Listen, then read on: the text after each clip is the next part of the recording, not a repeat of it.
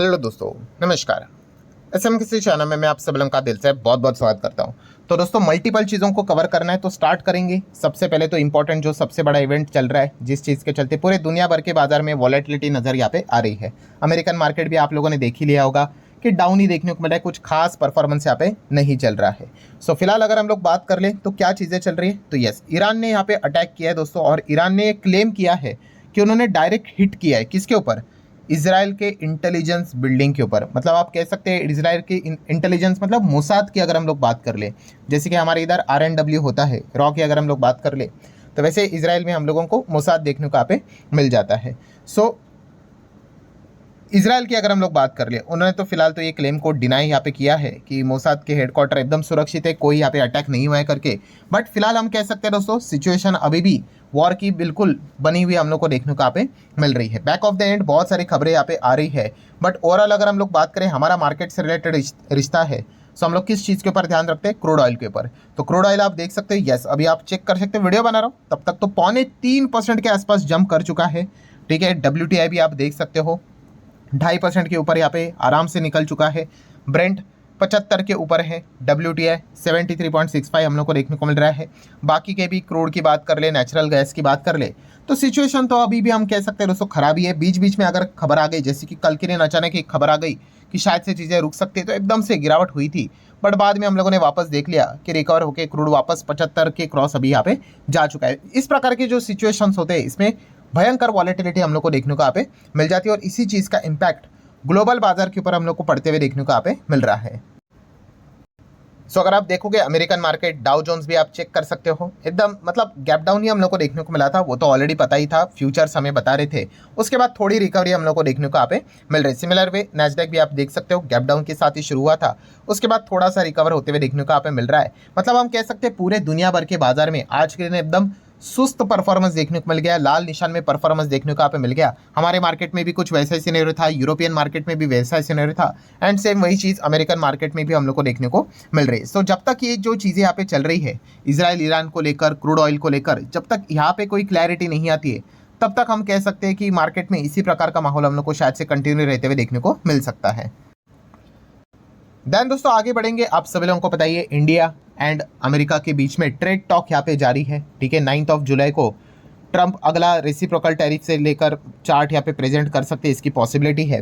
And फिलहाल हम कह सकते हैं दोस्तों कि एक रिपोर्ट के जरिए खबर आ रही है कि इंडिया एक बहुत बड़ा मास्टर स्ट्रोक खेलने की कोशिश कर रहा है। कौन सा, कि इंडिया वांट्स US अश्योरेंस। किस चीज़ का अश्योरेंस, कि भाई हम लोग यहाँ पे आपके साथ ट्रेड डील करने के लिए रेडी है, बायलैटरल ट्रेड एग्रीमेंट करने के लिए रेडी है, बट उसके बाद कोई भी नया टैरिफ यहाँ पे उसके बाद जो भी आएगा वो यहाँ पे हमारे ऊपर एप्लीकेबल नहीं होना चाहिए। ठीक है, ये एकदम बहुत ही परफेक्ट चीज़ यहाँ पे इंडिया ने यहाँ पे सामने रखी है अमेरिका के।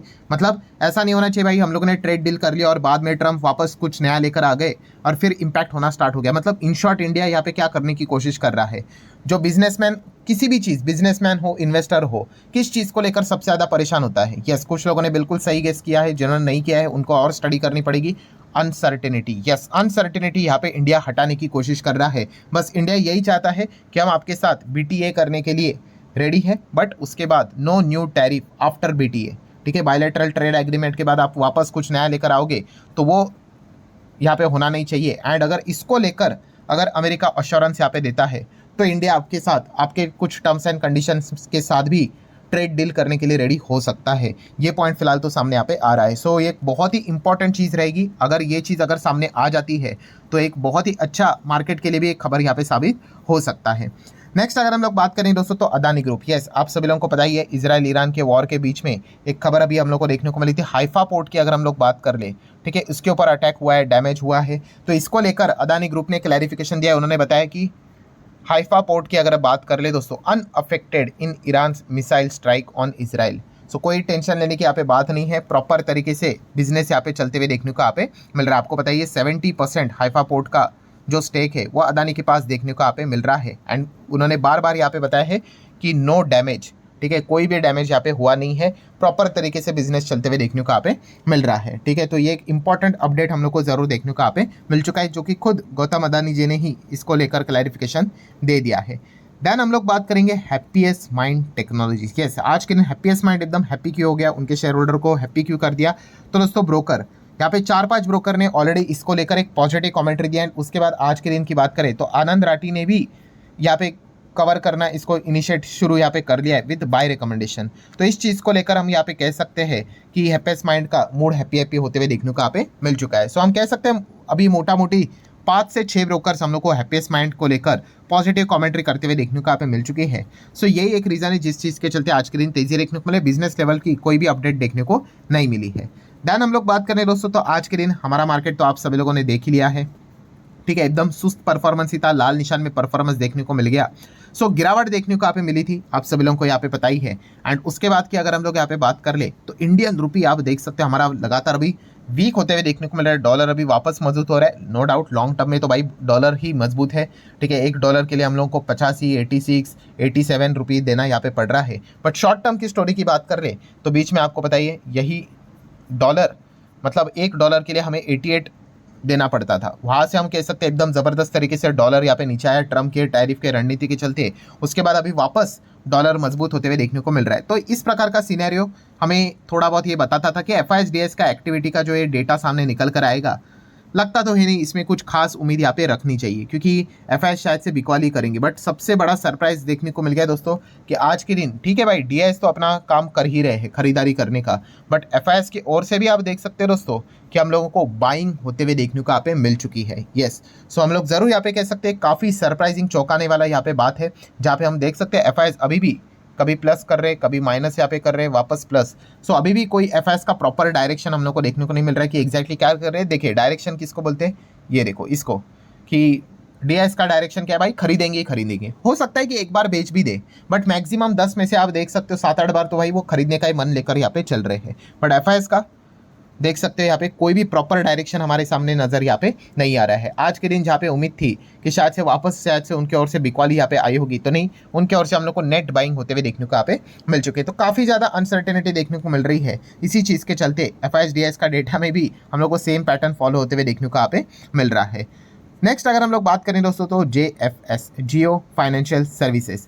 एंड जियो फाइनेंशियल सर्विसेज एक चीज़ को लेकर अभी काफ़ी चर्चा में यहाँ पे चल रहा है, JFS along with the black rock. अभी ये डील तो ऑलरेडी हो चुके हैं, काफ़ी समय पहले, कई महीने यहाँ पे हो चुके हैं, पता नहीं अभी शायद से साल भी हो चुका होगा, ये डील तो हो चुका है। एंड ब्लैक रॉक तो आपको पता ही है दुनिया का सबसे बड़ा AMC हम लोग को देखने को मिल जाता है, म्यूचुअल फंड का बिजनेस करता है, फाइनेंस वाली कंपनी है।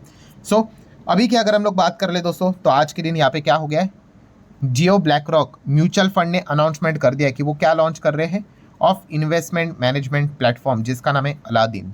ठीक है, तो नाम काफ़ी प्रिटी यहाँ पे रखा हुआ है अलादीन, मतलब आप सभी लोगों को यहाँ पे पता ही है, अलादीन का चिराग भी आप लोगों ने सुना ही होगा, कुछ उसी लेवल का मतलब थिंकिंग हमारे सामने यहाँ पे आ जाता है। सो हम लोग ज़रूर कह सकते हैं इस चीज़ को यहाँ पे लॉन्च करके वो क्या प्लान कर रहे हैं, जो कि कंपनी ने यहाँ पे सामने रखा हुआ है। उन्होंने कहा कि this is just a beginning, okay, we are here to redefine the investing by making it accessible and affordable for you.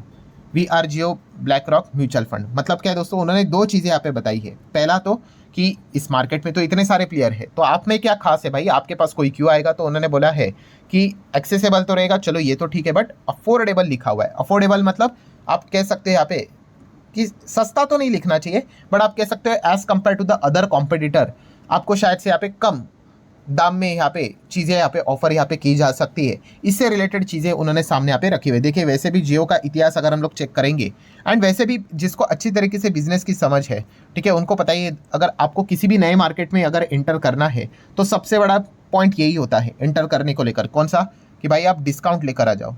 ठीक है, अगर कोई मार्केट में 100 पे चीज़ बेच रहा है, ठीक है, आप एक काम कर लो, आप 90 पे लेके आ जाओ, 80 पे लेके आ जाओ, 85 पे लेके आ जाओ, तो जाके कस्टमर सोचेंगे भाई, एटलीस्ट प्राइस सेंसिटिव कस्टमर तो सोचेंगे ही कि भाई यहाँ पे सस्ता मिल रहा है तो चलो ट्राई करके देखते हैं। फिर उसके बाद आपके प्रोडक्ट में कितना दम है, सर्विसेज में कितना दम है, वो उसके बाद की स्टोरी डिफाइन करती है कि वो कस्टमर वापस रिपीटेड कस्टमर बनेगा या फिर चला जाएगा। सो जियो का भी यही रहता है, आप सभी लोगों को पता है, खास करके वो अफोर्डेबल, मतलब जितने भी आपको म्यूचुअल फंड से रिलेटेड चीज़ें सर्विसेज मार्केट में देखने को मिल जाती है, उसमें से कम दाम में शायद से ये चीज़ें ऑफर करने की कोशिश करेंगे। एंड ऊपर से ब्लैक रॉक का नाम जुड़ा हुआ है भाई, ठीक है, तो ये एक बहुत बड़ा गुडविल उनके साथ लेकर वो यहाँ पे आ चुके हैं। तो इस चीज़ के साथ वो म्यूचुअल फंड इंडस्ट्री को डिस्टर्ब करने की कोशिश भी यहाँ पे कर सकते हैं। ये तो वक्त ही बताएगा कि उनकी स्ट्रैटेजी सक्सेसफुल हो पाती है भी या नहीं। सो ठीक है दोस्तों, जितने भी इंपॉर्टेंट पॉइंट्स थे सारे यहाँ पे मैंने कवर करके रखे हुए। वीडियो हेल्पफुल लगा होगा तो आप चाहो तो like as well as share यहाँ पे कर सकते हो। मिलते हैं अगले वीडियो में, तब तक के लिए बाय बाय।